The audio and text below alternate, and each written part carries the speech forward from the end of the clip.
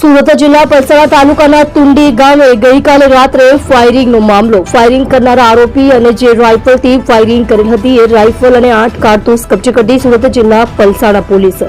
Cricket રમવાની સામાન્ય બાબતને લઈને થઈ હતી ફાયરિંગ. આજુબાજુમાં આવેલી કૃષ્ણા રેસીડેન્સીના રહીશો અને દ્વારકે સોસાયટીના એક પરિવાર વચ્ચે થઈ હતી બબાલ.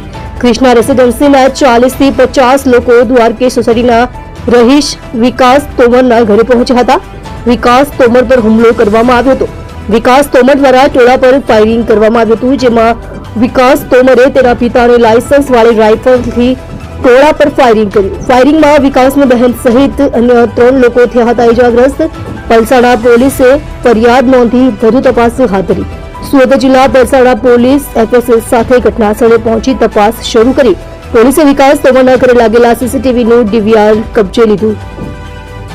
સાથે આરોપીઓ વિકાસસિંહ, રામનરેશસિંહ તોમર, સુરેન્દ્રસિંહ, છોટુ, અશોકસિંહ, વિકાસની બહેન સીતાદેવી, વિકાસસિંહના સંબંધી ધીરેન્દ્રસિંહ, મહેન્દ્રસિંહ, અશોકસિંહ રહે તમામ ટુંડી ગામ દ્વારકે સોસાયટી તેને પકડી પાડી પ્રશંસનીય કામગીરી કરેલ છે.